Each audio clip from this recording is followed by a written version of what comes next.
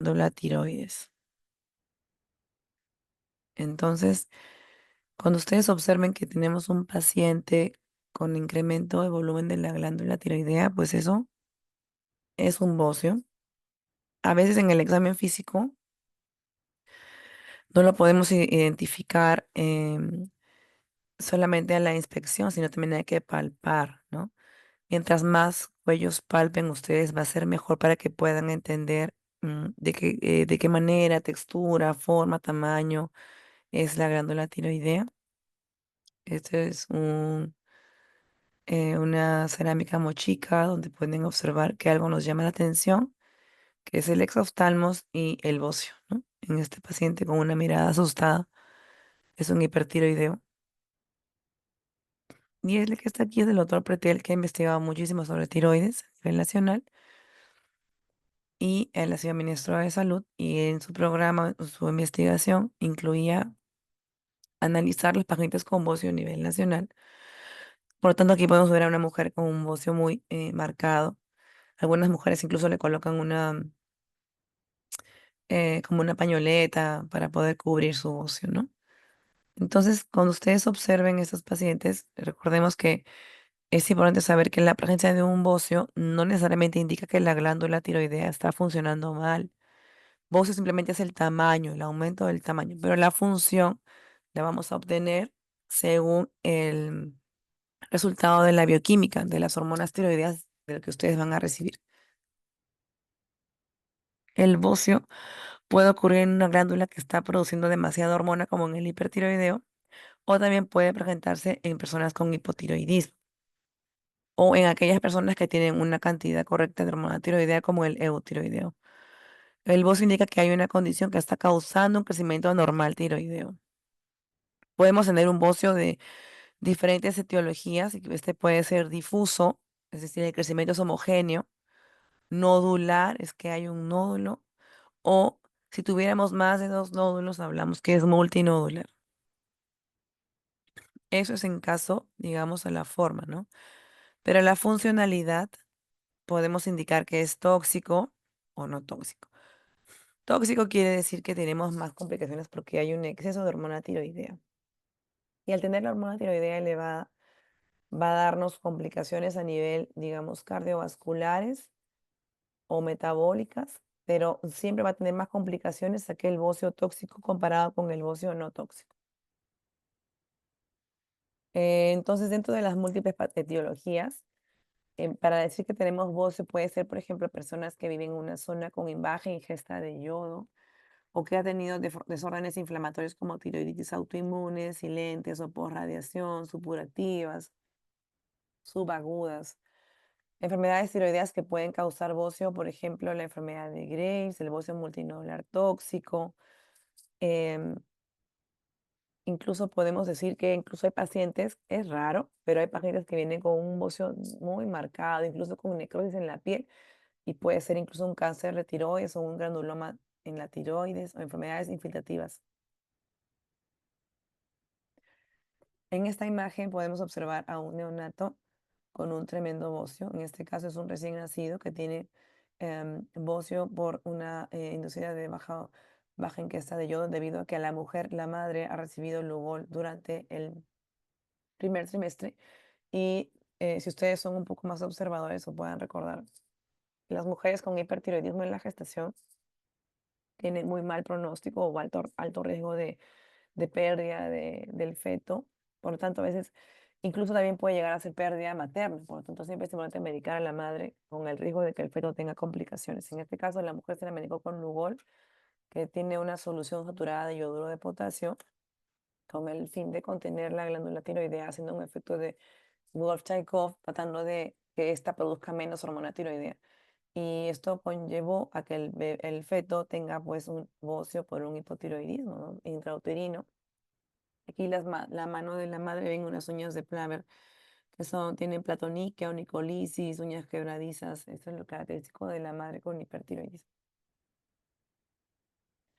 Dentro de las otras características, como ya había mencionado algo, es que recordemos que el aporte deficiente de yodo va a generar bocio en la población incluso en personas que han consumido ingesta de bociógenos, como por ejemplo tapioca. Y tenemos que hay personas que también tienen alguna interferencia en la organificación del yodo. Hay pacientes con vocios debido a la insulinoresistencia o problemas de hormonas de resistencia a la insulina. Hay pacientes que tienen insulinoresistencia, o sobrepeso u obesidad, y eso hace que tengamos también em, un riesgo para hacer un bocio, incluso a llegar a nódulos.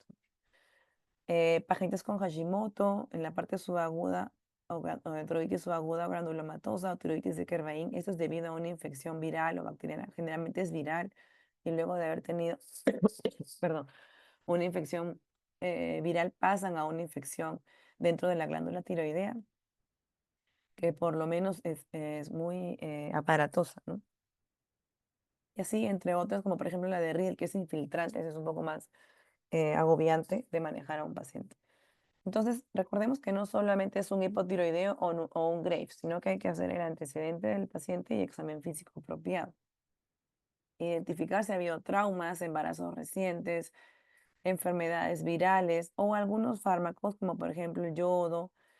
El yodo, si el paciente es que ha recibido yodo, normalmente se lo dejan a personas con hipertiroidismo y luego estas pasan al hipotiroidismo. Recordemos que también el litio se usa en pacientes con trastornos borderline o problemas en psiquiatría, entonces bipolares. Entonces, este problema de litio haría que el paciente desarrolle hipotiroidismo, incluyendo pueden hacer además el bocio. La miodarona, recordemos que es un fármaco, que es un antiarrítmico de tipo 3 o clase 3, que lamentablemente contiene yodo. Una buena cantidad de esa miodarona contiene yodo, por lo tanto, puede reaccionar de manera indistinta en el paciente y generar, incluso llegar hasta el hipertiroidismo, una tirotoxicosis. Inhibidores de la tirosinquinasa, que son productos que se usan en cáncer de tiroides, levotiroxina, o suplementos para perder o ganar peso. Hay pacientes que tienen consumo de productos, sustancias X, que no dice la etiqueta, pero realmente termina siendo algo perjudicial para el paciente. Entonces, idealmente recordemos que el paciente puede tener bocio con disfagia, disnea, disfonía. Normalmente para que tenga distrés respiratorio es porque ya la obstrucción traqueal supera el 70%. Recordemos que tenemos que examinar si es móvil o no la glándula. Si sea una glándula fija, dura, indolora, es un poco más infiltrante, hasta una posibilidad podría ser que tengamos a una paciente con riesgo de una neoplasia. Por otro lado, puede haber compresión yugular o compromiso de retorno vascular venoso, y por eso se llama signo de Pemberton, y esto pasa cuando hay una obstrucción de grandes. Por lo general, en esta clasificación, en esta tabla que les he colocado, es usado para pacientes que tienen bocio, sobre todo en aquellos con bocio endémico. Entonces, esta tabla va para este grupo de pacientes. Cuando 0 es una persona que no tiene bocio, 1A es aquel bocio que se palpa, pero no es visible con el cuello hiperextendido. 1B es aquel bocio que se palpa y se observa con el cuello hiperextendido. Un bozo grado 2 es aquel que se palpa y es visible a una posición anatómica. Y bocio 3 es un bocio muy voluminoso, probablemente como la primera imagen que les mostré, visible a larga distancia. En cuanto a la deficiencia del yodo, pues tenemos que habían reportado hasta 2.2 billones de personas, pero recordemos que hay zonas todavía que quedan con deficiencias de yodo. Viene leve, moderada a severa, ¿no? Cuando tenemos un 5 a 20% de falta de, em, de yodo, y esta población tiene hasta un 20%, luego hasta un 30% de ese diagnóstico de bocio por falta de yodo, ¿no? Entonces, a pesar del consumo de yodo, también existe aumento de presencia de nódulo tiroideo, y esto puede deberse también porque hay más acceso a los exámenes auxiliares. Entonces, ¿quién puede tener estos riesgos, ¿no? Recordemos que cuando se investiga mediante una ecografía, la frecuencia del nódulo puede llegar hasta un 60% en caso de mujeres en edad mayor de 60 años, pero no obstante también se puede dar en varones. No es infrecuente que se observe una forma transitoria también en los recién nacidos y en madres tratadas durante el embarazo con antitiroideos. Entonces, eso viene a ser pacientes que tienen, como les decía, un poco también de incremento del volumen según lo que se pueda tomar. Hay volúmenes de la glándula tiroidea según cada grupo etario o según cada población que podamos identificar, ¿no?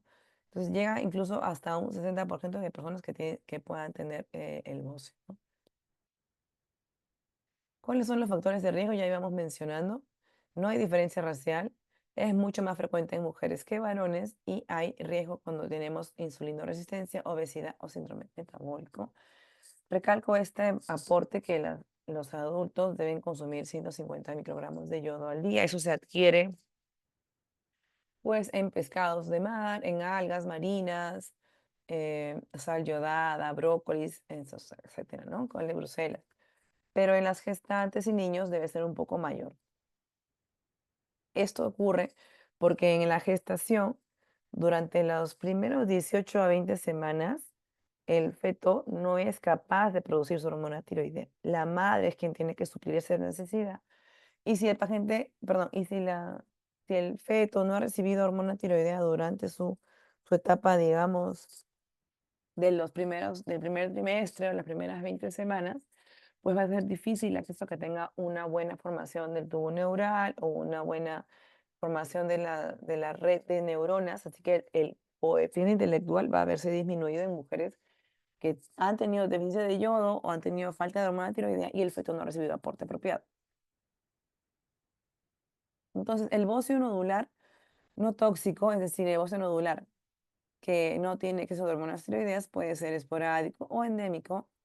Y la evolución natural del bocio simple difuso es hacia un bocio nodular. Normalmente, las glándulas tiroideas pueden pasar de un bocio sin mayor alteración, pero con el tiempo, ese grupo tiroideo o esos folículos tiroideos se pueden ir agrupando de cierta manera que puedan llegar a provocar un nódulo y con el tiempo ese nódulo se hace más grande y a su vez pueden tener hiperfuncionalidad. Entonces, la evolución natural del bocio simple difuso es a un bocio nodular o multinodular que se puede complicar con aparición de quistes, hemorragias o fibrosis y calcificación de los nódulos que están dentro de la glándula tiroidea.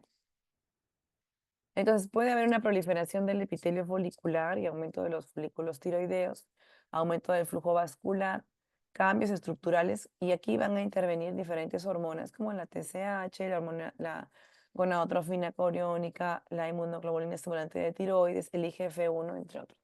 Por eso es que personas que han tenido enfermedades, por ejemplo, como ¿qué personas tienen exceso de IGF-1? Escucho. ¿Qué personas tienen exceso de IGF-1?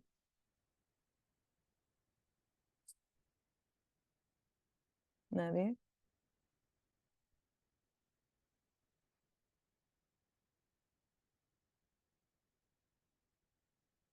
A ver, chicos, ¿qué pacientes pueden tener exceso de IGF-1?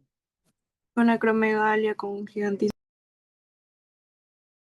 Exacto, acromegalia, gigantismo tienen exceso de IGF-1, por lo tanto son personas que puedan tener nódulos o bocios. Y en TSH,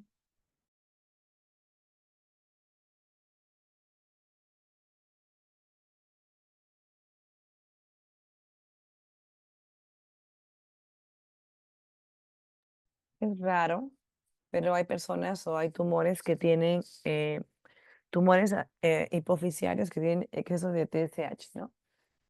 Tumores productores de TSH, TSHomas, que son pacientes que puedan tener incluso bocio también, porque la TSH no solo estimula la producción de hormona tiroidea, sino que también estimula el crecimiento del tirocito.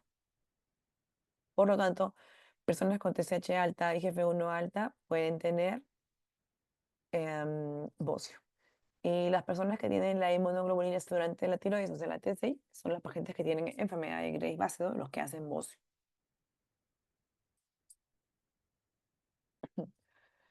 Dentro de las señales extracelulares que controlan la proliferación de las células foliculares tiroideas, aquí en este gráfico vamos a ver que tenemos un estímulo de las hormonas y recordemos que hay factores que van a alterar negativamente la proliferación de la tiroides. Si bien es cierto, aquí tenemos la TSH, aquí tenemos la insulina, el IGF-1, son factores o son hormonas que van a actuar de una u otra manera en el tirocito, estimulando así en los genes de la proliferación tiroidea. Entonces va a haber una proliferación no solo en tamaño, sino también en número. Eso va a resultar como un bocio en cuanto a los pacientes que puedan tener, porque el exceso, por ejemplo, de la somatostatina, la somatostatina es el resultado del estímulo de la hormona de crecimiento en el hígado.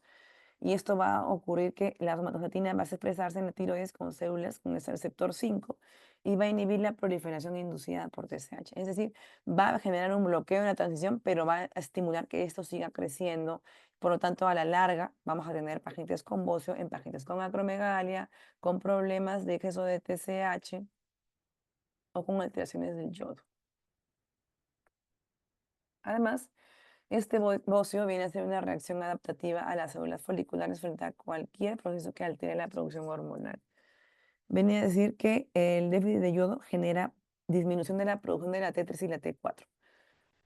Yo sé que ustedes han repasado ya en sus cursillos o de repente en las revisiones en general cómo es que se forma la hormona tiroidea, pero deben recordar que para que se forme la hormona tiroidea hay una llave inicial que es la TSH. Una vez que la TSH esté encajada en el receptor TSH en el tirocito, se van a liberar estas hormonas. Pero para eso tiene que haber un yodo. O sea, el yodo inorgánico que uno recibe en la dieta es muy importante para que puedan producir hormonas tiroideas. Si no, no se van a formar. El incremento de la TSH va a generar hipertrofia, hiperplasia y activación del NIS. ¿Saben qué es el NIS, chicos? ¿Alguien de ustedes ha leído fisiopatología? Bueno, el NIS es el Simporter sodio-yodo, que permite el ingreso de sodio, dos sodios y un yodo al tirocito. Con eso, como les digo, es la segunda respuesta a partir de que viene el receptor del TSH para activar la formación de hormonas tiroideas. Entonces, si tenemos que el TSH incrementado va a generar hiperplasia y va a activar el NIS, pues se van a formar más hormonas tiroideas en teoría. Estos fármacos ya les había comentado, incluso algunos alimentos como en exceso, como col de Bruselas, coliflor o disruptores endocrinos pueden generar alteración de la hormona tiroidea. Cuando yo digo col de Bruselas o coliflor, pues tampoco es que nunca puedan comer. En realidad, el contenido alimentario que un paciente requiera para que tenga esta disfunción va a ser muy alto, cosa que en realidad escapa de una dieta habitual que puedes comer tú una o dos veces por semana entre col de Bruselas o coliflor. O sea, no es que esté prohibido, por si acaso. Entonces, en cuanto al bocio endémico, más del 5% de la población estudiada presenta un bocio o un incremento de la tiroides.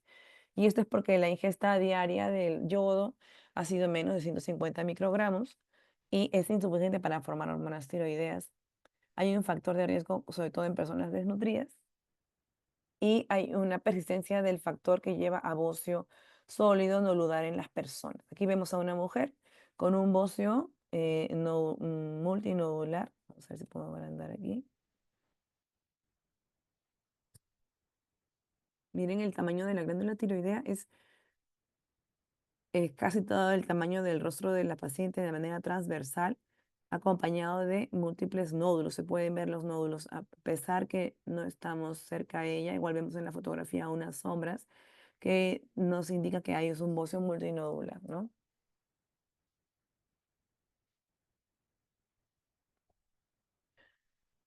Para el año 60 teníamos el problema en que todas las regiones con esta coloración lila, pues eran zonas bocioendémicas. Eso acuñaba o tenía problemas en el desarrollo, digamos, de las personas, sobre todo las mujeres, como ya saben, es mayor en la población femenina. Mujeres que tenían deficiencia de yodo y durante el embarazo no tenían un aporte apropiado, por tanto daban a luz a niños que a su vez nacían con hipotiroidismo. En este caso es una niña con cretinismo, que tiene talla baja, fascia amplia, tórax amplio, hernia umbilical, retardo mental severo. lamentablemente, también esto dilucidaba que teníamos un mal control de crecimiento. Ustedes saben, cuando ustedes hagan sus los que se quedan en Perú, el CRET o el desarrollo, crecimiento, desarrollo lo hace una enfermera inicialmente, pero es importante que sepan que para esto hay que tener un minucioso control de peso y talla del paciente. Y si ven que la curva no progresa, pues sospechen de hipotiroidismo. Las curvas pueden ser aplanadas y el paciente no crece. Para el año 69 salió un decreto en el cual se debería de utilizar sal yodada a nivel nacional para el año 1969. Esta tabla era para el año 60, pero las decisiones como eran un poco políticas, difíciles a veces de afrontar o de convencer a toda la población, ya es que se logra que el Ministerio de Salud señala que debe de haber un producto que se consuma a nivel masivo y que este contenga el yodo y que sea inocuo. Por lo tanto, eligieron la sal. Por eso es que todos consumimos actualmente sal yodada, ¿sí? Entonces, ya para el año 2016, la ingesta de yodo, donde ustedes ven en el mapa con color gris, hablamos de una ingesta óptima de yodo. Por supuesto que tenemos algunos subregistros porque probablemente tenemos todavía zonas de difícil acceso, pero por lo general toda la población nacional, me atrevería a decir yo, que ya consume sal yodada. Antes se consumía la sal de roca, que es un producto con cloruro de sodio, pero era en roca, sin yodo, sin ese aporte del yodo inorgánico para que puedan aportar en la alimentación de los pacientes. Esta tablita es para que veamos que para el año 2016 Perú se dosa a nivel en un estudio de unos niños escolares en etapa escolar, el yodo en orina, porque ustedes deben saber que para que una población tenga un valor normal de yodo, debe tener una yoduria, la cual debe ser idealmente mayor a 100 microgramos por litro. Entonces, no es que el yodo se vaya a dosar en sangre, solo se tiene que dosar en orina, pero es a nivel poblacional, no sirve tomar en una sola persona. Se debe de hacer un estudio poblacional, por tanto, para el año 2016 se estudió en este grupo de niños y realmente el resultado fue que superó el requisito mínimo, ¿no? Entonces ya salía de estar en una población con yodo deficiencia. Continuamos con la fisiopatología. Entonces, cuando pacientes que tenga el bocio difuso, no tóxico, o sea, un bocio sin nódulos, cuando yo digo difuso es que sea sin nódulos, puede ser por una tiroides de Hashimoto, una tiroides linfocítica crónica. Recuerden que hay infiltrado linfocitario, se inflama la tiroides, crece esa tiroides, se destruyen algunos tirocitos, pero con el tiempo esto pasa y por lo general la glándula tiroidea se atrofia. En caso de bocio difuso tóxico, son aquellos pacientes con enfermedad de Graves-Base. ¿Qué características ven en estas dos fotografías? En esta que está en la derecha y en este de la izquierda.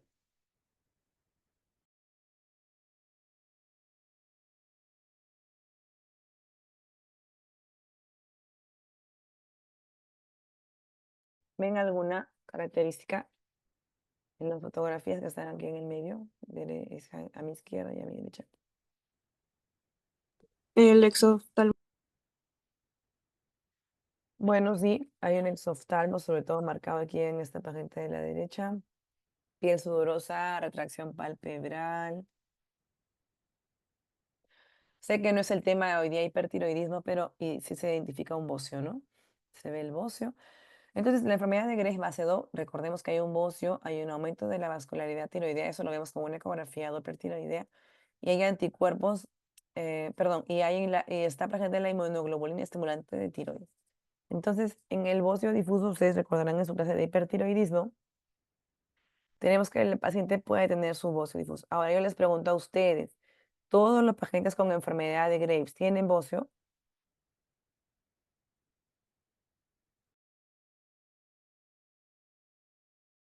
No, no creo que tengan, no. Correcto, no todos los pacientes con enfermedad de Graves van a tener bocio. La mayoría sí lo tienen, ¿no? Pero no es algo que sea al 100%.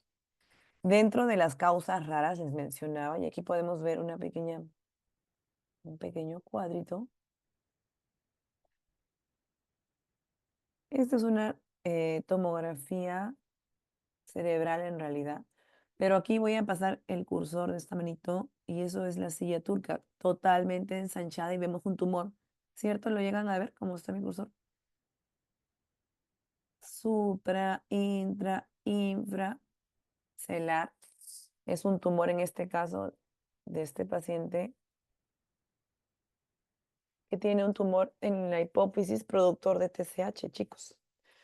Entonces tiene su bocio y hay otra cosa más. Este caso lo conocimos en el hospital y lamentablemente este señor, este joven, no solo tenía el TSH aumentado por el tumor, sino también la hormona de crecimiento. Entonces tenía gigantismo, como dijo su compañera hace un momento, y a su vez tenía un tumor productor de TSH. Si ustedes ven la puerta hasta acá, no sé si se dan cuenta, él es mucho más alto. Él es más alto que la puerta, entonces no es una talla promedio. No sé si se dan cuenta que tiene desviado este ojo, tiene su bocio, tiene algo de orbitopatía, pero bueno, en realidad este paciente tuvo un tumor productor de TSH y tumor productor de hormona de crecimiento. Son cosas raras, pero también las podemos ver. Dentro del bocio no tóxico difuso es considerado como un precursor de los nódulos que mencionaba. Y hay pacientes que pueden tener antecedentes, radiación, factores genéticos, mutación de algunos genes, y esto sobre todo los va a llevar para cáncer papilar, sobre todo el BRAF y el RET para neoplasia endocrina múltiple, sobre todo para cáncer papilar de tiroides. En cuanto a la insulina resistencia y el síndrome metabólico, ya han entendido que también el hecho de tener exceso de insulina va a tener una similitud en estimulación de hormona de crecimiento, por lo tanto va a tener un bocio. Dentro del adenoma tóxico o el adenoma tóxico o el nódulo tóxico en el paciente con problema tiroideo, más del 70% tiene una mutación somática en el gen del receptor TSH, lo cual va a ser guiado por proteína G. Entonces, normalmente los pacientes que tienen un bocio tienen que interrogarse en antecedentes de cáncer, antecedentes de alguna radiación o de algún fármaco. Si vamos a empezar con estos casos de bocio multinodular no tóxico, en este caso, como ya hemos visto en la fotografía anterior. Recordemos que es un bocio multinodular que debe tener controles de su función tiroidea. Ya les mencionaba, la forma no es lo mismo a la función. La acumulación de fibras del tejido conectivo se van incrementando, por lo tanto va a haber mayor fibrosis, mayor aumento del volumen tiroideo. Puede haber una replicación de células foliculares normales. La existencia del bocio multinodular no tóxico puede tener diferentes patrones. Cuando yo digo no tóxico, es que no hay un exceso de hormona tiroidea. ¿Sí? No hay exceso de hormona tiroidea, no ha llegado a ese estadio. Entonces, pero puede haber una hiperplasia, puede haber degeneración, fibrosis, puede generarse con mayor predisposición genética, exposición a sustancias boiciogénicas o a radiaciones. Y generalmente no tienden a presentar molestias estos pacientes, salvo cuando sea grande el tema de la glándula tiroidea nodular, que sea muy difusa, pero no es que generen hipertiroidismo, es infrecuente. Como les digo, en medicina nada es el 100%. En este caso, este es un atlas de endocrinología del doctor Manrique, pero en este caso les presento a esta mujer de 48 años de edad, que es natural de Ayacucho, que tiene un bocio de hace ya 25 años, pero su examen de perfil hormonal sale normal, eutiroidea, con un bocio gigante y bueno, se puede observar como unas nodulaciones, ¿sí? Aquí en la siguiente fotografía vamos a observar cómo está en el postoperatorio, ¿no? Idealmente hay que observar cómo es que maneja ella, la mujer, sus valores de hormonas tiroideas para identificar. Ustedes saben que si le han quitado la tiroides, ¿qué puede pasar después? La función tiroidea se va a quedar normal. Hipotiroidismo. Claro, va a quedar con hipotiroidismo post cirugía. Y con las paratiroides, ¿qué puede pasar?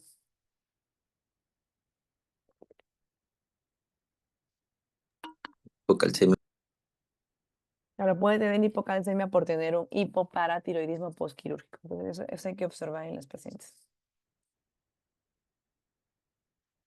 Entonces, si hemos pasado por un boce multinodular no tóxico y les he dicho que con el tiempo algunos nódulos tiroideos se vuelven hiperfuncionantes, llegaríamos a tener un boce multinodular tóxico, que es el aumento del volumen de la glándula tiroides asociado a un hipertiroidismo en ausencia de un cáncer o de una enfermedad autoinmune. En realidad, la enfermedad autoinmune se descartaría, pero pasaría a ser esto por un aumento de funcionalidad, ya que es un tamaño grande. A eso se le puede llamar enfermedad de Plummer, que es un boce multinodular eh, tóxico. Recuerden que primero lo más frecuente es que sea un boce multinodular no tóxico y termine llegando a ser un boce multinodular tóxico. Los nódulos son bien determinados. Algunos de estos nódulos pueden ser calientes, tibios o fríos. Eso lo voy a explicar luego con la gamografía. La gamografía es un estudio con una gamma cámara y un radiofármaco. Lo voy a explicar en un momento. Y en las biopsias pueden haber nódulos con crecimiento y los folículos hiperplásticos.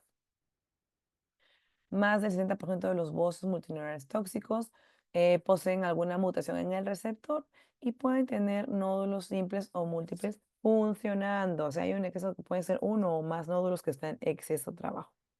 Dentro de de esta explicación tenemos que hay un cuadro clínico por lo general de tirotoxicosis. ¿Qué creerían ustedes que tendría paciente con tirotoxicosis?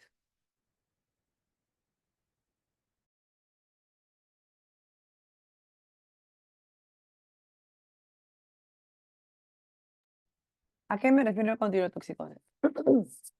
Aumento de hormonas tiroideas.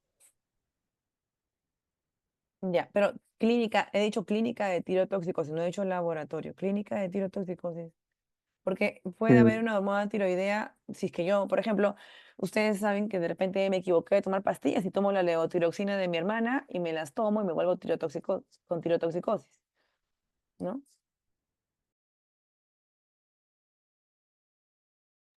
Taquicardia, temblores, diarrea, intolerancia al calor, pérdida. Ahí, un ratito. Diarrea no necesariamente, es hiperdefecación, porque ustedes le preguntan al paciente, ¿haces diarrea o tienes diarrea? Y te van a decir no. Pues, como ustedes interroguen, no usen la palabra diarrea, pregunten la frecuencia o el hábito evacuatorio del paciente y por lo general es un hábito frecuente. Normalmente debería ser una deposición por día, máximo dos esporádicamente, pero si ustedes dicen que van al baño de manera continua, es una hiperdefecación y que incluso puede ser un cambio en la consistencia. Entonces, en las zonas, es más común en zonas con deficiencia de yodo que pasen a un bocio multinodular tóxico. Y en estos lugares suele ser silente hasta que el paciente de repente se muda a una ciudad con yodo suficiencia y puede generar problemas con la toxicosis, ¿no?, del paciente, incluso si es que ha tomado otros fármacos. Se pueden palpar varios nódulos y bueno, lo normal es que pueda tener problemas en adultos, sobre todo adultos mayores, pero no hay orbitopatía porque la orbitopatía por lo general se relaciona con enfermedad tiroidea autoinmune. Cuando les mencionaba de la hormona de la gamografía tiroidea, recuerden que si tenemos una TSH suprimida y tenemos un paciente con un nódulo o varios nódulos, pues se sugiere hacer una gamografía. La gamografía es un estudio de imagen hecho por medicina nuclear. Hay un médico especialista en medicina nuclear que va a valorar los exámenes, de repente em, indicarles que tiene una gamma cámara y se usa un radiofármaco. Y el paciente, esa gamma cámara va a captar este radiofármaco.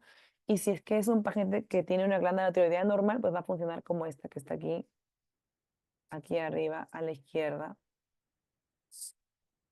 Una captación homogénea. Pero que tiene una enfermedad de Graves va a ser un hipertiroidismo que está organificando. Recuerden que por lo general podemos usar yodo de repente o tecnesio también. Entonces, toda esta captación de la glándula tiroidea en exceso es reflejo de la hiperfuncionalidad. Por lo tanto, en una enfermedad de Graves va a haber una hipercaptación difusa en ambos lóbulos. En un bocio multinodular van a haber nódulos ciertamente que captan un poco más que otros, como pueden ver aquí un gris pálido y un gris más intenso.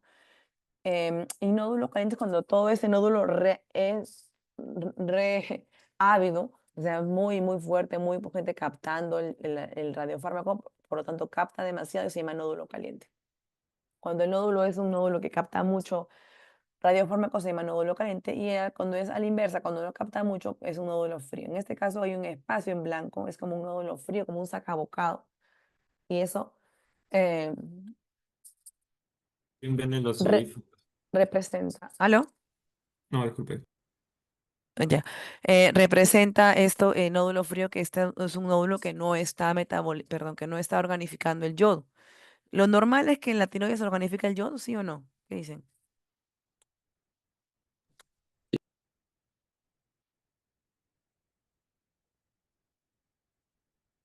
No les escucho. Sí, Bueno, sí, claro, correcto. Entonces, lo normal es que la glándula tiroidea organifique el yodo, porque si ese radiofármaco es un yodo, debería captarse como aquí normal, pero aquí no se capta. O sea, esta zona de la glándula tiroidea que se dibuja como un nódulo, no está organificando el yodo. Por lo tanto, habrá que sospechar de una zona de malignidad. Entonces, yo les sugiero antes de que al momento de repasar las teorías hagan una revisión de la fisiología tiroidea. Aquí, por ejemplo, tenemos una imagen hipercaptadora de un nódulo en el polo superior del lóbulo tiroideo derecho, que viene a ser un nódulo caliente. En cuanto a las edades, donde ustedes ven esta línea un poco, no sé, rosa, guinda, rojiza o guinda, si se dan cuenta, es los pacientes que tienen bocio multinodular tóxico. No pasa nada durante las primeras décadas, pero pasada la década de los 60 es un abismal. Entonces, es como yo les decía, no es que el nódulo sea formado de la noche a la mañana. Previamente ha tenido bocio, luego ha tenido un bocio nodular, luego un bocio multinodular, luego un bocio multinodular no tóxico, luego un bocio multinodular tóxico o nodular tóxico. Entonces, es como la progresión de todo, ¿sí? Aquí, por ejemplo, tenemos otro caso de una mujer de 81 años de edad que cursa con un estridor laringio y es intubada.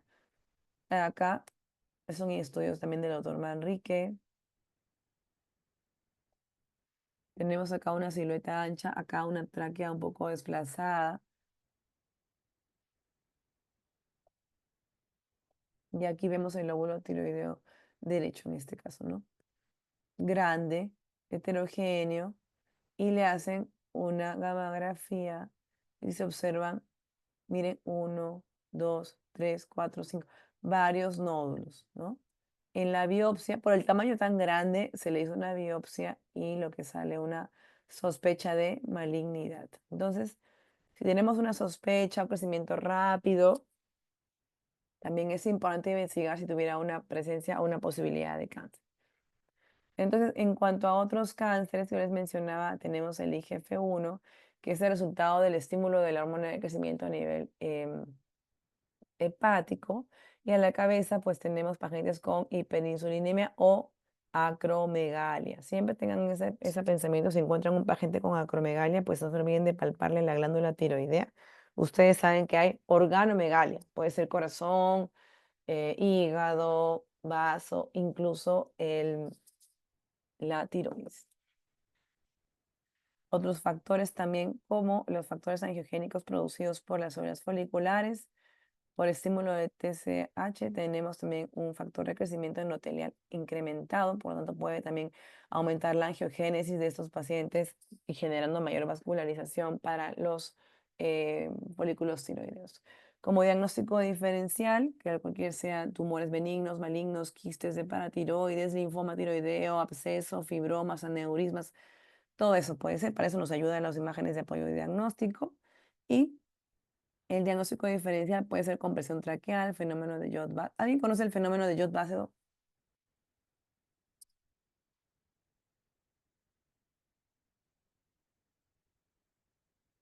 Esa pregunta siempre viene en el ENAM, en la residencia. El fenómeno de Jod-Basedow es cuando una persona que no tiene la enfermedad tiroidea para nada ahorita recibe un radiofármaco o una sustancia contrastada que contenga yodo y por lo tanto activa digamos, la funcionalidad o la producción de hormona tiroidea, así que hace una tirotoxicosis el paciente. Ese es el fenómeno del yodo más bajo. Sin tener un problema tiroideo, recibe un fármaco, de repente un contraste para una tomografía y ¡pum! Hace el hipertiroidismo. Es frecuente. Es frecuente que vengan al examen.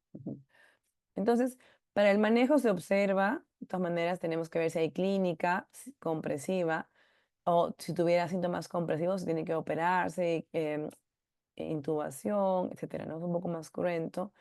Pero si es un paciente que tiene síntomas compresivos, tenemos que mandar a preparar para que esa paciente sea sometida a cirugía o que tenga en caso de hiperfunción una terapia con yodo, porque ya les mencionaba aquí en la gammagrafía, si ustedes observan que hay un nódulo que está hiperfuncionando, lo único que se da de tratamiento es la terapia con yodo 131. Y si no es candidata, pues cirugía. Pero igual hay riesgo de que haga una tirotoxicosis nasal, ¿no? Entonces, si tenemos un paciente con un nódulo que es tóxico, se le da yodo también con la enfermedad de Plummer, se le da terapia con yodo en caso de que hubiera hiperfunción. Entonces, para un enfoque tenemos que recordar que tenemos que saber sobre la población una ioduria. Población no es único. El valor de TSH-T4 anticuerpos, una ecografía tiroidea, de ser necesaria una gammagrafía, sobre todo en aquellos pacientes que tienen nódulo con TSH suprimido, si no, no valdría la pena hacer a todos, solamente en algunos casos. La biopsia cuando hay una sospecha, una gammagrafía, tomografía y resonancia. Por último, recordemos que pueden haber afecciones o defectos en la captación del contraste del yodo, defectos en la organificación organificación o de la hormona tiroidea y defectos en la yodotirosina y en la tiroglobulina. Bien, pasamos al nódulo tiroideo. Esta es nuestra agenda. Entonces, el nódulo tiroideo es una lesión concreta que se palpa. Perdón, voy a poner el curso. ¿Me dicen si se ve el puntero? Sí se ve, doctora. Gracias. Entonces, tenemos que el paciente que tiene nódulo tiroideo va a ser aquel que tiene una lesión palpable, se va a detectar idealmente palpable. Se puede detectar en otros pacientes de manera con ecografía, con algún examen auxiliar, pero por lo general es un nódulo tiroideo. Se puede palpar si es más de 1 centímetro, pero recordemos que también puede ser un nódulo solitario, un adenoma solitario, un bocio multinodular también se puede palpar, puede ser más de un nódulo, o una tiroiditis o una infiltración en problemas infecciosos neoplásicos. Eso quisiera que las primeras diapositivas sobre esto de nódulo tiroideo, quisiera que tengan mucha atención, porque 6 de cada 10 personas tienen nódulos. ¿Cuántos somos nosotros acá? ¿Somos 70, 80? 90, ¿no? 90. ¿No? ¿Cuántos tienen nódulos acá? Tenemos nódulos. Por decir 8, ¿no? De todo este grupo que estamos acá conectados, escuchando, dando clase, pues somos, acuérdense, el 60% tienen uno o más nódulos, ¿no? No es el 10%, es el 60%, está equivocado. Muy bien. ¿Cuántos hay? Exactamente.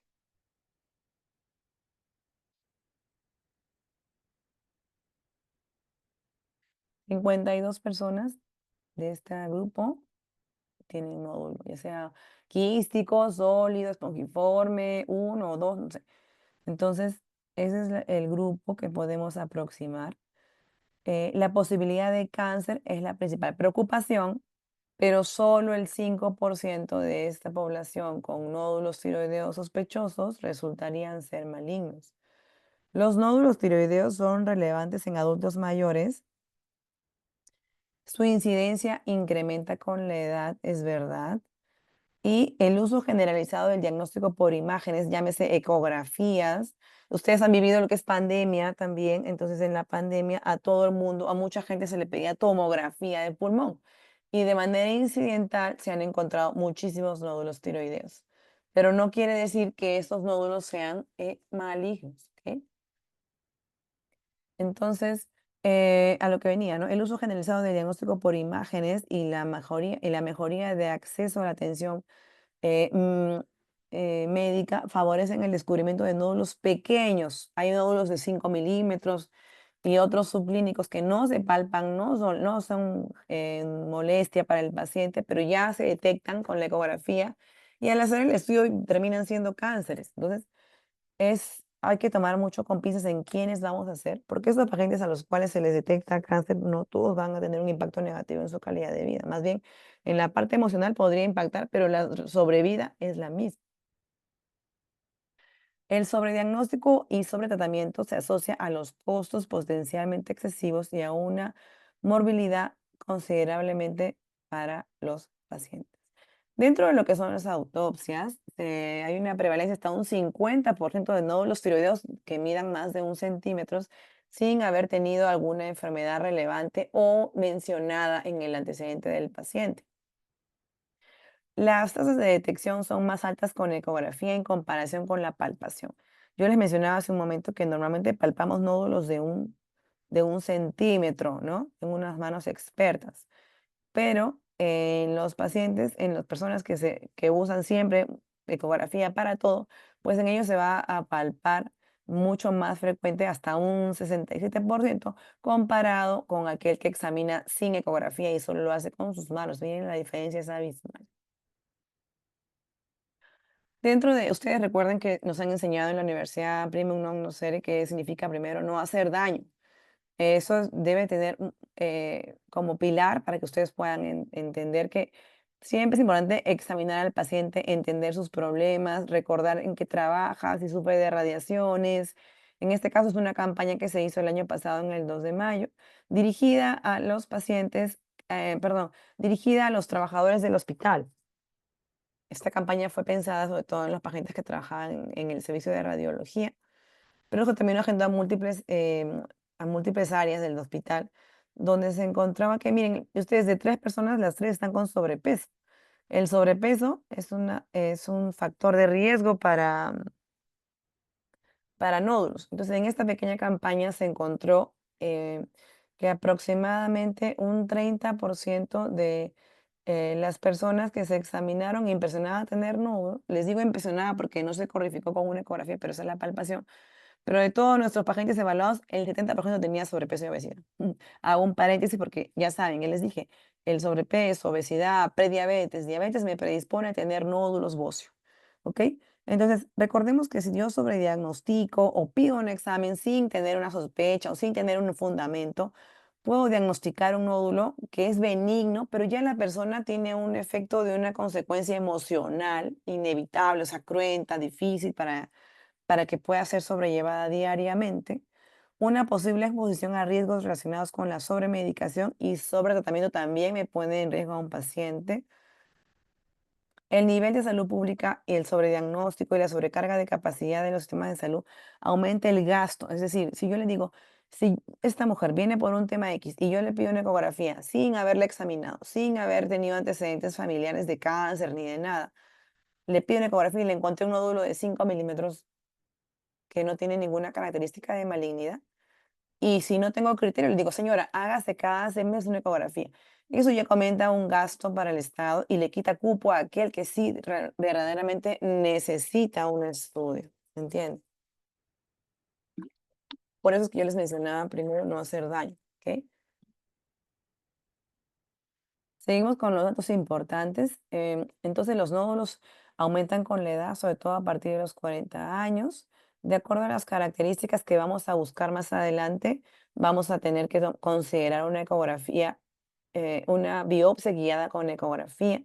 Recordemos que se tiene que medir la TSH en caso que este nódulo em, el paciente tenga un nódulo, midamos TSH.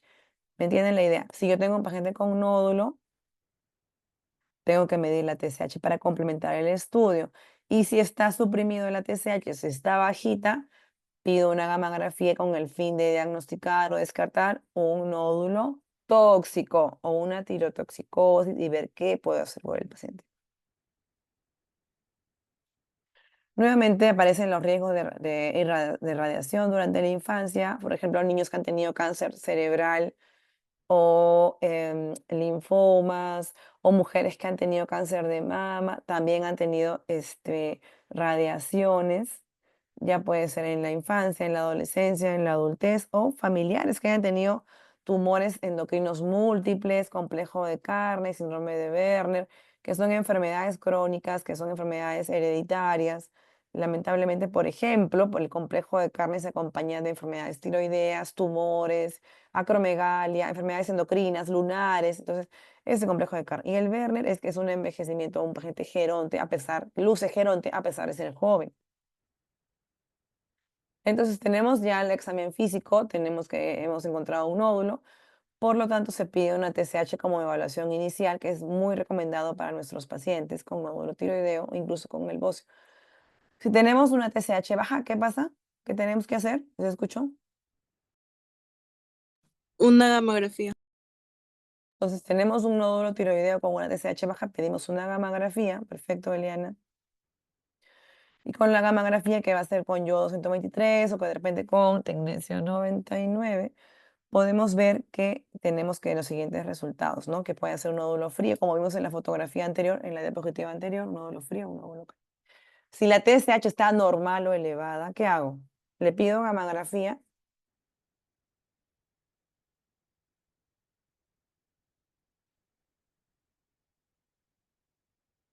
La gamografía solo se pide si la TSH está baja, ¿ok? Si tenemos la TSH... una pregunta, ¿ustedes ven mi puntero? ¿Sí lo ven? Sí, doctora. Ya, perfecto. Entonces, si tenemos una TSH normal o elevada, la gamografía no debe ser un examen inicial, ojo. Entonces, eso es lo que yo les pautaba para que ustedes puedan tomar decisiones. ¿Qué características me deben de dar sospechas de malignidad? Nódulos firmes, nódulos que hayan crecido muy rápido, que sean duros. Hay unos nódulos que son completamente, toquen su escritorio, toquen ahí su computadora, su celular, así de duro puede llegar a ser un nódulo, sobre todo cuando hay sospecha de malignidad. Nódulos que tienen mayor sospecha son aquellos que están en el istmo. Este es el lóbulo tiroideo derecho, istmo y el lóbulo tiroideo izquierdo.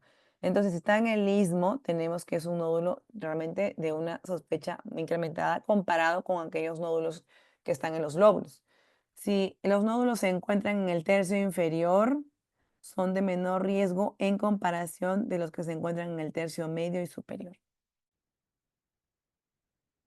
Como diagnóstico diferencial, tenemos que recordar que puede ser extratiroideo, puede ser un conducto de quisitiroglosio, hidromaquístico, quiste paratiroideo, enfermedad metastásica, neurismas, linfomas, tumores de paratiroides, a mí me ha tocado, ¿no? Esto es una pequeña lámina que me gustaría que se la lleven. Ya sé que han llevado ustedes semio, pero no está de más recordar que para examinar al paciente con la maniobra de Kervain hay que estar detrás del paciente y uso mi segundo y tercer dedo. Siempre lávense las manos, tengan las manos a temperatura cómoda para que el paciente no tenga dolor, temor. Como ven acá, el paciente no está con el cuello hiperextendido, está con posición anatómica. La maniobra de Crowley es con una sola mano. A veces hay pacientes que no podemos usar las dos manos, pues usamos solo una, pero la más frecuente es Kervain y la que es examinando de frente a frente al paciente. ¿Aquí ven algo? ¿Ustedes me pueden decir?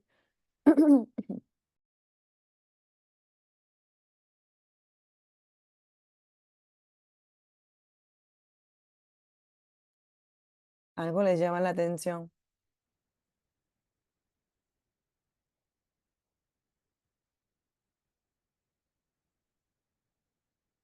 Ese es un nódulo tiroideo, ¿no? Vamos a ver la siguiente.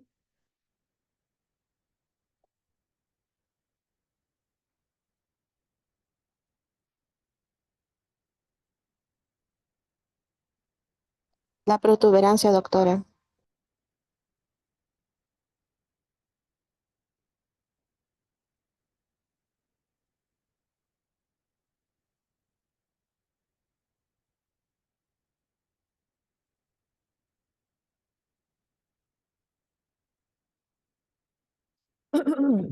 Esto fue con sus compañeros también de su universidad. Acá pone Marco, aparece un nódulo derecho. Entonces, efectivamente, la mujer es una mujer delgada, joven.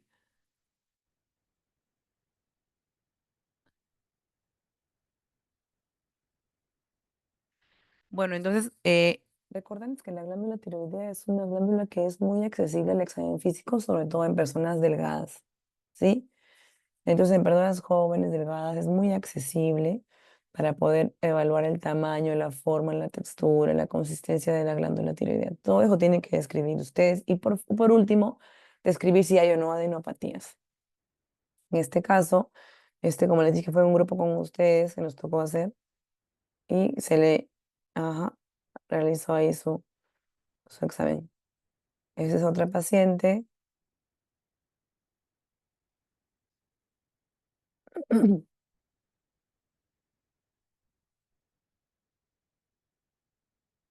Entonces, este nódulo ya está en el lado izquierdo, ¿no?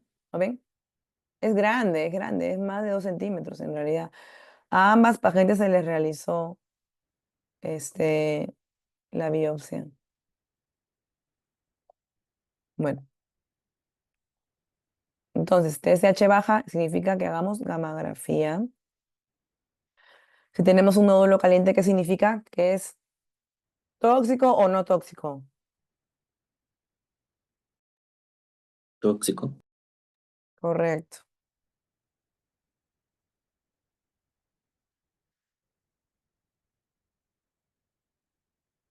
Y si no capta el contraste, el radiofármaco, perdón, no es contraste, es radiofármaco. Si no capta el radiofármaco, Nódulo frío. nódulo frío. ¿En quién sospecho más de malignidad? ¿En un nódulo frío o un nódulo caliente? Frío. ¿Por qué, Marco? Porque no capta el contraste y al darle, No, no es contraste, es radiofármaco, ¿te acuerdas que me corregí? ajá, el yodo. Entonces al darle tratamiento no sería hiperfuncionante, sería difícil llegar a Ya, él. muy aparte de eso, ¿alguien tiene otra opinión? Gracias, Marco, por tu comentario, pero vamos a aclarar eso un poco. ¿Alguien más tiene otra opinión? Sería el caliente, debido a que capta el hipermetabolismo del nódulo. Bien, entonces vamos a aclarar un poco aquí las cosas. Cuando yo tengo un nódulo caliente, indica que hay hiperfunción, ¿ok? Que es tóxico, correcto. Hiperfunción, ¿sí? Entonces le tengo que dar terapia con yodo para disminuir, para quemar. O sea, una terapia con yodo me refiero, es una dosis un poquito más grande para la captación. Y con eso apagar, como quemar las células tiroides. ¿Está bien? ¿El tirocito es sabido del yodo? Pregunto.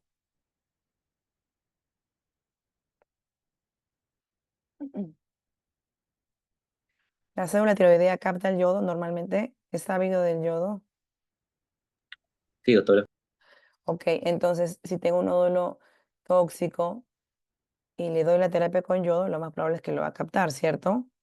Y con el tiempo, ese hipertiroidismo se va a pasar al hipotiroidismo. Por eso es que los nódulos tóxicos se medican con terapia con yodo para pasar luego al hipotiroidismo. Esas son clases que ustedes han llevado en el hiperhipotiroidismo, ¿correcto? Pero en pacientes que tienen nódulo frío, no está organizando el yodo, no está captando, no está haciendo su producción hormonal normal con el yodo. ¿Me entienden hasta ahí? Entonces, si tengo un tirocito que no capta o no organifica el yodo, ¿es un tirocito bueno, benigno, o es un tirocito que está tirando más para una neoplasia? Se está diferenciando. ¿Qué creen ustedes? Se está diferenciando. Entonces, que yo tenga un nódulo frío, ¿es sospecha de malignidad, sí o no? Sí, doctora.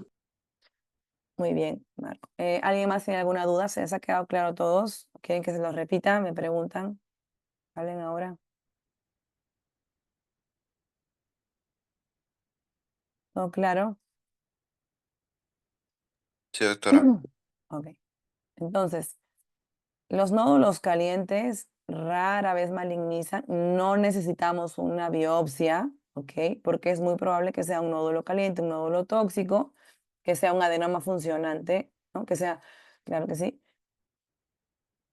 Pero cuando tenemos un nódulo con una TSH alta, eso más nos hace sospechar de una malignidad, ¿ok? No necesariamente los TSH alta van a la gammagrafía. Se les pide una buena ecografía para ver si ya vamos a hacer o no una biopsia. Entonces, ¿para qué solicito una ecografía tiroidea? Para evaluar el nódulo, para ver si hay crecimientos anómalos irregulares o bordes irregulares del nódulo tiroideo. Incluso tengo que entender si hay pacientes que tienen familia directa con neoplasia, radiación, o si el paciente tiene el antecedente de la radiación en cabeza y cuello, para complementar problemas o cosas que se han detectado de manera incidental. Ya les mencionaba, en COVID a muchísimos se les encontró nódulo tiroideo en la tomografía por COVID. Entonces ya después se les ha hecho las ecografías y, bueno, algunos han tenido que pasar a biopsia. Si hay disfonía, disfagia o problemas para la deglución, etcétera, pues hay que hacer una ecografía. Entonces, no solamente palpar me va a ayudar a entender la glándula tiroidea, sino que la ecografía me va a ayudar para saber si tenemos o no tenemos tiroides, para empezar. Cómo está la posición, el tamaño, la forma, los contornos, la morfología. El puntero. Ya. Entonces, la ecografía tiroidea, este es un ecógrafo que teníamos en el servicio hace un poco más de un año, ya tenemos uno nuevo, pero en esta ecografía es una técnica para evaluar. Gracias a Dios tenemos el acceso súper ahí fácil, la gente solamente se quita su casaca y ya se le pasa a hacer su ecografía. Medimos en un eje transversal, en un eje longitudinal y medimos la glándula tiroidea, según eso calculamos los volúmenes. Previo examen tiroideo, previo examen físico, laboratorio o incluso interrogatorio de la paciente, ¿ok? Esta es una ecografía normal. De repente hay un grupo con los que van a hacer ecografías tiroideas en endocrino y ya de repente han visto algunos casos. Tenemos en el lóbulo derecho, istmo, el lóbulo tiroideo izquierdo. Este es un corte transversal de la parte cervical. Y tenemos, este es el istmo, el anillo traqueal, la tráquea, el esófago, carótida, yugular, esternocleidomastoideo e igual este lado. Aquí hay unos músculos que se llaman longus, músculo largo del cuello, de manera bilateral. Y esto es el esófago que cuando ustedes examinan la paciente se degluta y va moviendo, ¿no? Entonces, ¿quiénes tienen riesgo de malignidad de nódulo tiroideo? Aquellos que tienen un nódulo de más de 1 centímetro en la evaluación, puede haber un riesgo hasta un 15%. En cuanto a los varones, yo les he dicho todo el rato, las mujeres tienen más frecuencia de nódulo. Es verdad, pero quienes tienen más riesgo de malignidad, ¿quiénes son? ¿Los hombres o las mujeres? Los hombres. Correcto, que tengan más riesgo las mujeres es verdad, pero no quiere decir que todo va a ser cáncer. Sin embargo, como el varón tiene un nódulo, es un poco más de cuidado porque es más probable que tenga malignidad. Depende de la literatura, ustedes van a encontrar que a partir de los 40, a partir de los 50, va incrementándose los valores de riesgo para hacer nódulos tiroideos, sobre todo con malignidad. Entonces, si ha crecido rápido, tiene ronquera, tiene constantemente lesión del nervio recurrente laringio, podríamos intuir que hay una compresión del nervio recurrente o una infiltración de parte de este nódulo. Que tenga un TSH elevada, tienes hasta un 40% de riesgo de malignidad en aquel nódulo, ¿ok? O que tenga anticuerpos elevados, solamente hasta un 30% que sea maligno. Aquí le voy a poner una lupita. Aquí vemos en esta imagen que tenemos un nódulo quístico, que es contenido coloideo, nada más. No hay solidez, solo es coloide. Esto que parece negro es líquido coloide, que es un folículo que ha crecido demasiado y está así, ¿no? Luego, esos vienen a ser los benignos, de menos de 1% de malignidad. Muy bajas sospechas a que el nódulo espongiforme, es entre sólido y quístico, tiene áreas coloides. La ecotextura es similar al patrón del resto del lóbulo tiroideo, parcialmente quístico, pero no característica de malignidad. Si se dan cuenta, entre sólido y quístico Baja sospecha es un nódulo sólido, pero tiende a ser isoecogénico o hiperecogénico, o incluso parcialmente quístico con áreas excéntricas sólidas. Es como un, ¿qué te puedo decir? Como un quiste, pero tiene un contenido central sólido. O aquel paciente que también es quístico, pero con áreas sólidas periféricas, excéntricas. Ya vamos aumentando en riesgo de malignidad, por ejemplo, una sospecha intermedia cuando es netamente sólido, pero es hipoecogénico. Hipoecogénico, marcadamente hipoecogénico. Esto, hay unos márgenes redundantes, pero es hipoecogénico. Basta que sea hipoecogénico y sólido, llegamos hasta un 20% de malignidad, es un T-receptor. Cuando tenemos una sospecha alta, acá que están viendo, ¿qué son estos puntitos?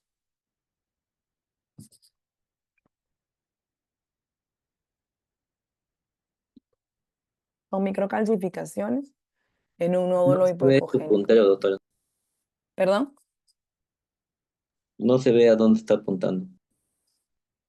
Ah, ok, pero me tienen que avisar por favor con tiempo porque yo hablo como si estuviera puntero.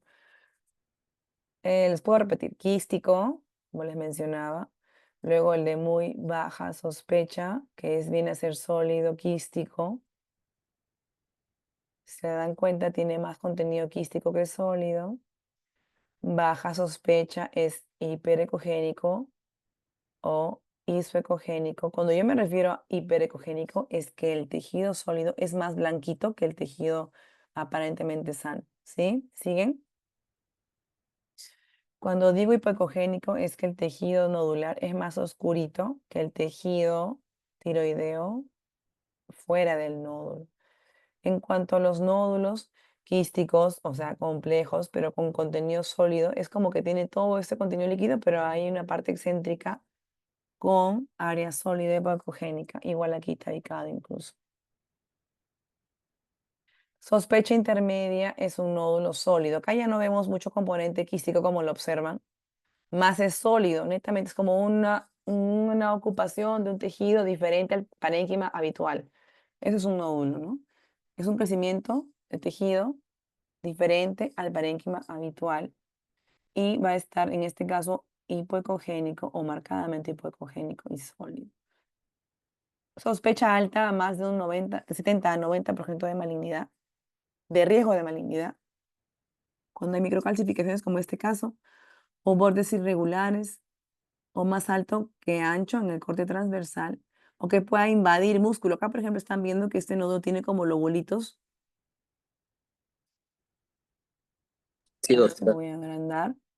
Aquí está en el medio, ese que está, vamos a ver.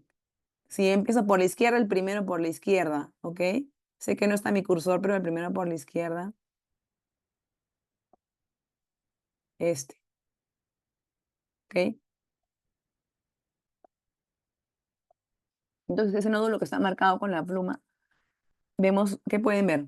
Características ven ustedes. ¿Qué les llama la atención? Es un nódulo de muy, muy alta sospecha.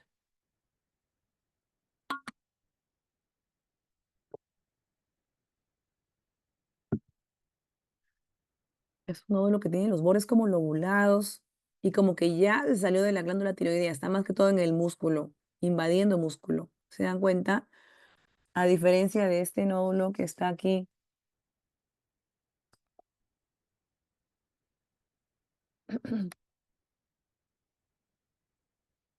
todo circunscrito, limitado, acá no, acá tiene lóbulos. Entonces, eso ya me indica que hay alta sospecha de malignidad, espiculado también, o que tenga ganglios. Entonces, mientras más imágenes de sospecha tengo yo, pues tengo que tomar decisiones y hacer una biopsia. Entonces, cada característica de composición, como por ejemplo, si es sólido, si es quístico, si es mixto, me da un puntaje, siendo sólido el mayor puntaje. Si tiene ecogenicidad muy hipoecogénica, me da más puntaje como en 3. Si es hipocogénico en 2. Y si es iso o hiper, me da un puntito. Cada característica voy sumando hasta el final. La forma más alto que ancho o más ancho que alto, también me da puntos. Si tengo más alto que ancho, son 3 puntos. Si no tengo eso, 0 puntos. Márgenes con lobulados o irregulares o extensión extratiroidea son 3 puntos. Mientras más va teniendo puntaje, va sumando y ustedes pueden hasta el final llegar con un score. Si tienen, por ejemplo, de más de 7 puntos, es un tierra 5 altamente sospechoso y pasa a biopsia si tiene más de 1 centímetro, mayor o igual a 1 centímetro. Si tiene solamente de 4 a 6, es un tierra 4 y por lo tanto se hace biopsia si es más de 1.5 centímetros. Es un tierra 3. Es levemente sospechoso si el biopsia es más de 2.5. Entonces, no todos los nódulos pasan a biopsia. ¿Y qué es una biopsia? Es ingresar al nódulo con una aguja. Biopsia por aspiración con aguja fina se llama. Y se toman muestras, ¿no? Tenemos el reporte siguiente. Tenemos un Bethesda del 1 al 6. 1 es una muestra insatisfactoria. Lamentablemente es una mala muestra hemática que puede pasar hasta un 20% de los casos. Un tumor benigno es un Bethesda 2. Una lesión folicular o atipia de significado indeterminado es un Bethesda 3. Ahí la recomendación es observar y volver a hacer una biopsia porque no se toman decisiones con un Bethesda 3, salvo tengas un test, digamos, genético para identificar en el paciente y decidir si tiene riesgo o mutaciones genómicas para que haga cáncer, ¿no? Cuando te ponen neoplasia folicular o un Bethesda 4, indica que es necesario especificar qué tipo de células es. Hasta un 40% puede tener de estos Bethesda 4 ser cáncer. El resto solamente son adenomas, o sea, tumores benignos. Pero ya tener un Bethesda 4 en este país, cuando no hay estudios genéticos o moleculares, pues lamentablemente termina como cirugía. 5, sospecha de malignidad. 6, ya hay mucha evidencia de que sea un nódulo maligno, ¿no? A un 96%. Esta tabla les he agregado porque es un diagrama de flujo tipo aluvial que muestra la gestión y simulada de los resultados de 1000 pacientes con nódulos tiroideos recién descubiertos. Entonces, estos son 1000 pacientes, imagínense toda la torre. Todo lo que está en verde era el benigno, el paciente que tiene muy baja sospecha, que eran como más de 400, baja sospecha, sospecha intermedia y alta sospecha. Miren, de estos 1000 pacientes, solamente 145 tenían alta sospecha, ¿ok? Ojo, entonces, de los 1000 nódulos que ustedes observan, las características en ecografía, solamente 145 va a tener este problema de sospecha de malignidad, que viene a ser un 1.4 de cada 10 tiene una ecografía con sospecha de malignidad, que es lo que le decía yo. Entonces, como son benignos, la mayoría pasa a seguimiento. Como son benignos, no se hace biopsia. Ya les mencionaba hace poco, si tenemos un Bethesda abajo, 2 puntos, tierras 1, tierras 2, no se hace biopsia. No pasa biopsia. Se hace biopsia a partir de tierras 3 si es que el tamaño es mayor a 2.5. ¿Ok? Entonces, si tenemos un nódulo benigno, pues no se hace biopsia, plin, se hace seguimiento. Pero aquel paciente que tiene un nódulo con baja sospecha de malignidad o muy baja sospecha o baja sospecha, pues pueden agruparse y hacerse la citología. Ya les dije que hasta, miren, qué pacientes nos sale acá con una biopsia de hasta un Bethesda 1.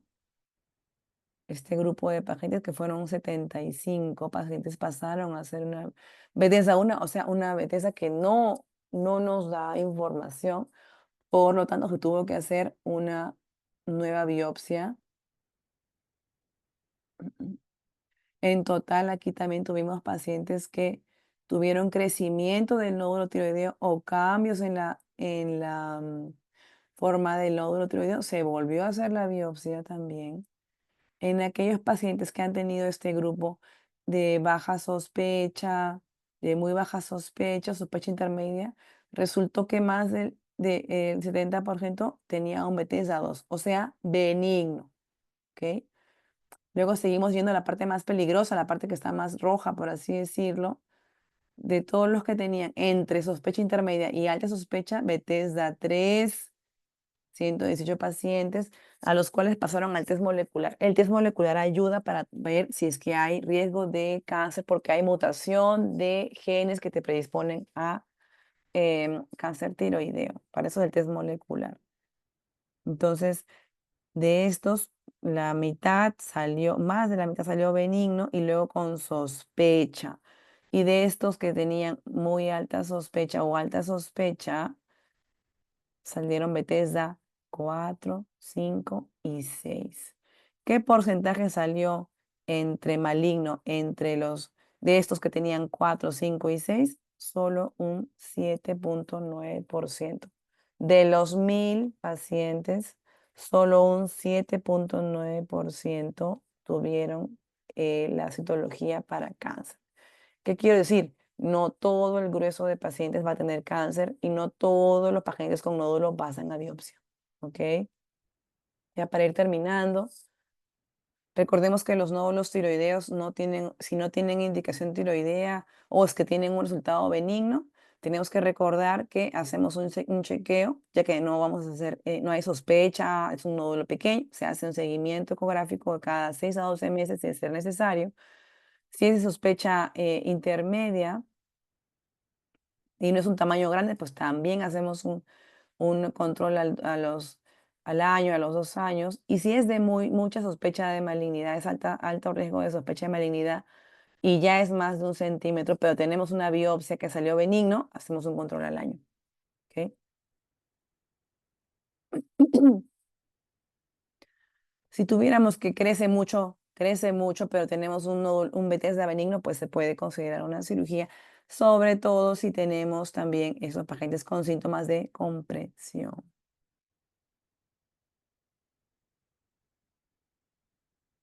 En caso del adulto mayor, recordemos que tiene más riesgo de tener un peor estado de comorbilidades porque tienen diabetes, hipertensión, asma, etcétera. Entonces, tenemos un paciente que tiene un estado parecido a las complicaciones crónicas de un paciente, digamos, de adulto mayor. Recordemos que hay pacientes que tienen pocas características de malignidad. Se deben identificar también si hay riesgos familiares para hacer cáncer tiroideos tipo anaplásticos o si hay riesgo más riesgo de repente de recurrencia con compromiso de ganglios, también habría que revisar. Y bueno, por lo general tienen menor riesgo de un crecimiento durante la vigilancia activa en pacientes con microcarcinoma papilar. ¿Qué significa? Ya, eso no es un tema para pregrado, pero ¿qué significa vigilancia activa? Aprovecho este espacio. Vigilancia activa es cuando un paciente efectivamente tiene un cáncer, pero es tan chiquito el cáncer de 5 milímetros o menos de 1 centímetro que se sugiere observarlo, no operarlo, porque operarlo podrían hacer, como ya dijeron sus compañeros, hipotiroidismo, hipopara, estrés, hipocalcemias, etcétera. Entonces, hay pacientes a los que se somete a vigilancia activa y ahí solamente se opera si hubiera un crecimiento, compromiso ganglionar, etcétera, ¿no?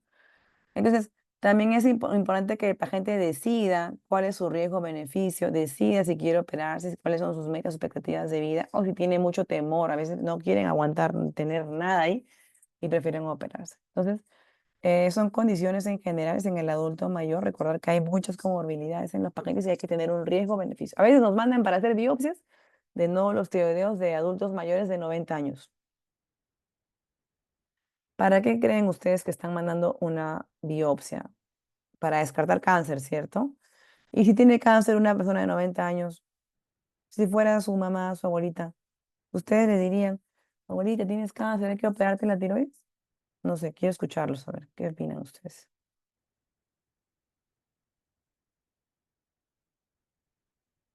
¿Valdría la pena someter a este estrés, a esta cirugía a un paciente tan mayor?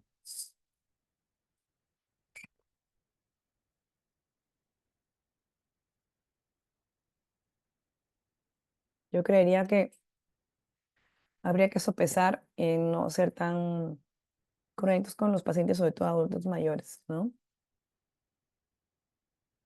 Ya para terminar, quería mostrarles cuáles son las técnicas mínimamente invasivas para los nódulos tiroideos.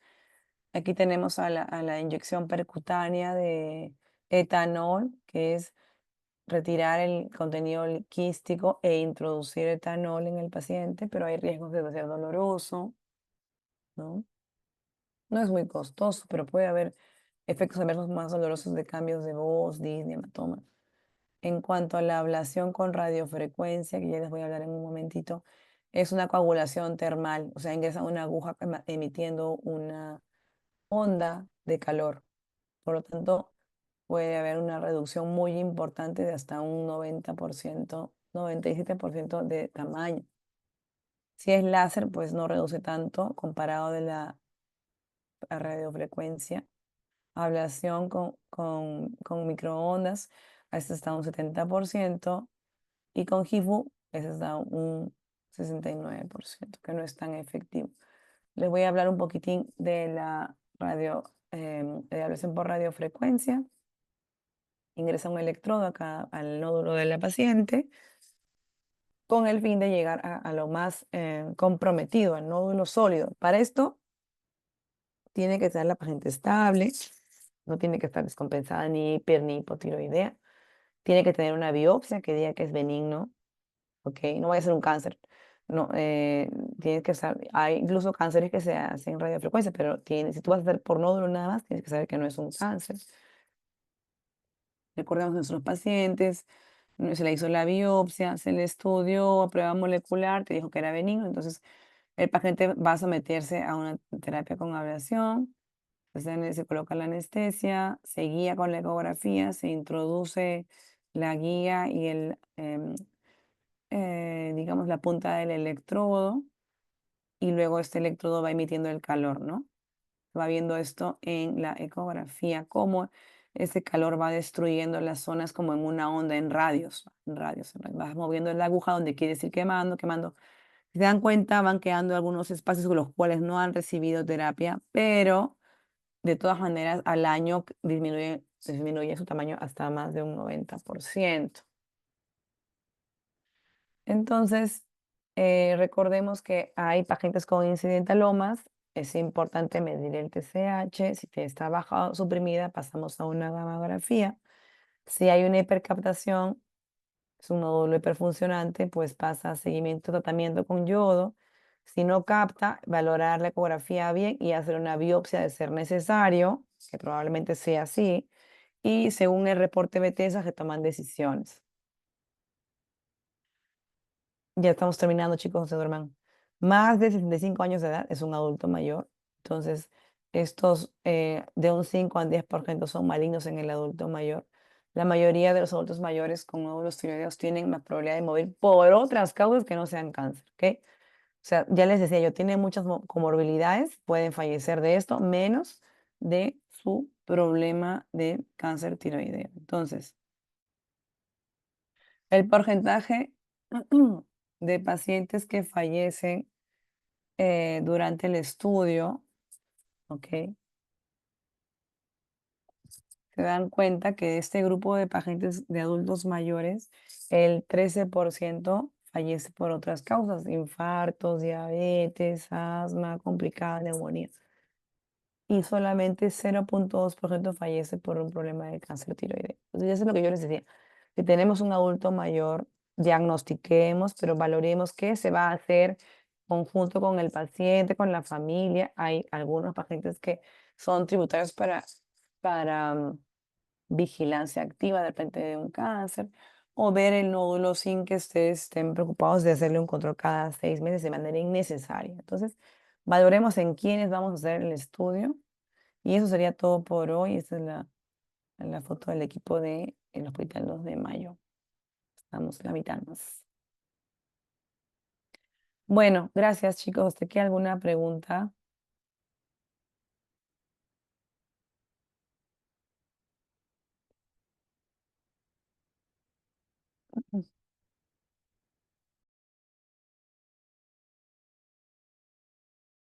Creo que no, doctora. No hay ninguna pregunta.